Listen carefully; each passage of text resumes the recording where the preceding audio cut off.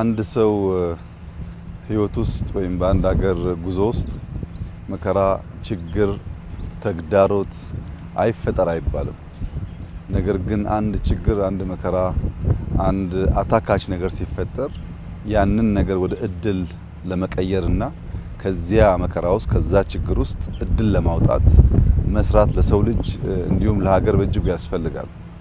እንደሚታወሰው የኮሮና ወረርሽኝ በመጣበት ወቅት የሰለጠነው ዓለም ያልሰለጠነውን ዓለም አፍሪካን በስፋት ሰው የሚያልቅበት ከዚያ በሽታ ማምለጥ የማይችል አህጉር በየመንገዱ ሰው እየሞተ የሚታይበት ሊሆን እንደሚችል ብዙዎች ተንበየዋል፣ ገምተዋል። በፈጣሪ ቸርነት ያ ትንበያ ያልሰራ ቢሆንም በሂደቱ የተማረው ነገር ግን ዝግጅት በጣም ኢምፖርታንት እንደሆነ ነው። እነሱ ቫክሲን ስላላቸው መድኃኒት ስላላቸው መትረፍ እንደሚችሉ፣ እኛ ግን ቫክሲን በበቂ ማምረት ስለማንችል መድኃኒት ማምረት ስለማንችል ልንቋቋመው የማንችል መከራ እንደመጣብን በስፋት ተናግረው ነበር እና ያንን ጊዜ በምግብም በመድኃኒትም ራስን ለመቻል እንደ እድል መጠቀም አለብን የሚል አቋም እንደ መንግስት ወስደን ነበር። ለዚያ ነው በበጋ እንረስ መሬት ጦም አይደር ብለን ስንዴ ላይ ዘመት ነው ውጤትም ያመጣ ነው። የስንዴው ቶሎ ታየ እንጂ በመድኃኒትም መሰል እርምጃ ተወስዷል። ያኔ ኮሮና ሲመጣ ኢትዮጵያ ለሀገር ውስጥ ፍጆታ ማምረት የምትችለው መድኃኒት 8% ብቻ ነበር እና በቂ መድኃኒት ማምረት አንችልም፣ ወይ ለምንን ወይ ገዝተን ነው የምናመጣው።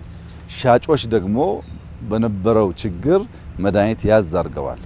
ፕራይቬት ሴክተሩን ደግሞ መታችሁ እኛ ጋር አምርቱ ስንል በወቅቱ እምብዛም ፍላጎት አልነበረም። ያ ጉዳይ የፈጠረው ቁጭት መድኃኒት ላይ በበቂ አምርቶ የራሱን ፍጆታ የማይሸፍን ሀገር፣ ልብስ በበቂ አምርቶ የራሱን ፍጆታ የማይሸፍን ሀገር፣ ምግብ በራሱ አምርቶ የራሱን ፍጆታ የማይሸፍን ሀገር እንደ ሀገር ሉዓላዊ ሀገር ነኝ ብሎ መቀጠል አይችልም። ምግብ፣ ልብስና መድኃኒት በጣም ቤዚክ ነው። መኪና ሊቀር ይችላል፣ አውሮፕላን ሊቀር ይችላል፣ ምግብ ግን ሊቀር አይችልም። እነዚህ ሶስቱ ላይ ጠንክረን እንስራ የሚል እቅድ ነበረን። በልብስም በጣም ሰፊ ርቀት ተኪዷል። በምግብም የሚታወቅ ነው። የመድኃኒትን ብቻ ብንወስድ ግን ያኔ የነበረው 8% ዛሬ ኢትዮጵያ ለሀገር ውስጥ የሚያስፈልጋትን መድኃኒት 44% አመርታለች። በዚህ አመት ብቻ በሚቀጥለው ሳምንት 2 ሳምንት የሚመረቁ ፋብሪካዎች ስላሉ በዚህ አመት ከ50 እስከ 55% እንደርሳለን።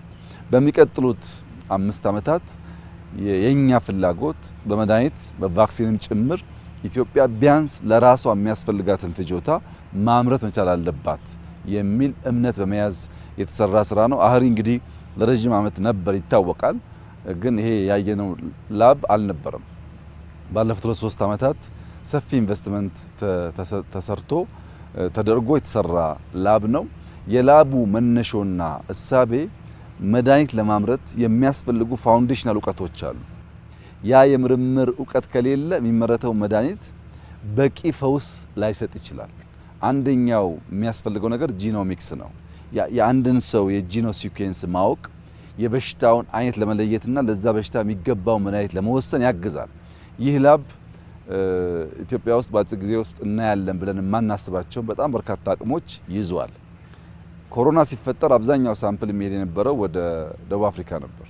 አሁን ሙሉ በሙሉ ለጂኖ ሲኩዌንሲንግ የሚያስፈልጉ እውቀቶች በመሳሪያም በሰው ኃይልም እዚህ ቦታ ስለሚገኝ ማንም መድኃኒት አምራች ሀገር ለኢትዮጵያውያን የሚያመርተው መድኃኒት ከማምረቱ በፊት የኛ የጂኖ ሲኩዌንስ ምን መልክ እንዳለው ለማወቅ በቂ መረጃ ማግኘት ይችላል። ከዚያም በተጨማሪ ቅድም እንዳያችሁት ከ2 ሚሊዮን ያላነሰ ሳምፕል መያዝ የሚችል ላብ ገንብተዋል። ሳምፕል በጣም ወሳኝ ነገር ነው። ብዙ ሳምፕል ካለ በዛ የድግግሞሽ ጥናት ነው የአንድ ሰው በሽታ የሚለየው፣ ለዛ ፈዋሽ መድኃኒት የሚፈጠረው። ያን ለማድረግ ላቡም የምርምር አቅሙም የጂኖ ሲኩዌንሱም በከፍተኛ ደረጃ የኢትዮጵያን መድኃኒት የማምረት ቫክሲን የማምረት አቅም የሚያሳድግ ነው። እንዳያችሁት በዘመናዊ ቴክኖሎጂ ብቻ ሳይሆን የእንስሳት ለምሳሌ አይጥ በመጠቀም የቲቪ በሽታን የመለየት ስራ ይሰራሉ። የምርምር ሂደቱ ሳይንስንም ሎካል ካፓሲቲን ታሳቢ ያደረገ ነው። ይሄ ደግሞ ከነሱ ፊልድ ወጥቶ ሌሎችን ፊልዶች ለማገዝ በእጅጉ የሚያግዝ ነገር ነው።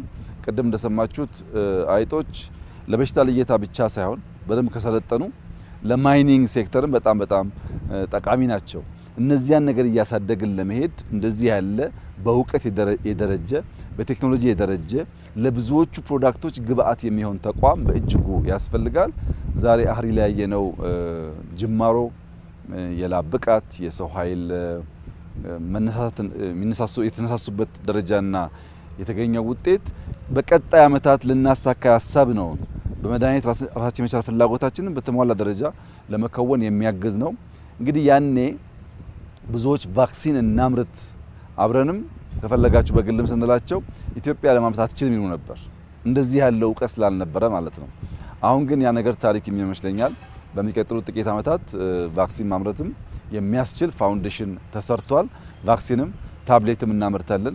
በመድኃኒት ራሳችንን ከቻል፣ በምግብ ራሳችንን ከቻል፣ በልብስ ራሳችንን ከቻል የተቀረው የሚከተል ስለሆነ የተሟላ ሉዓላዊነት ያረጋገጠች ሀገር ለማድረግ የሚያግዝ ይሆናል። ኢትዮጵያ በጣም ዘግይታለች ይህንን ነገር ለመስራት።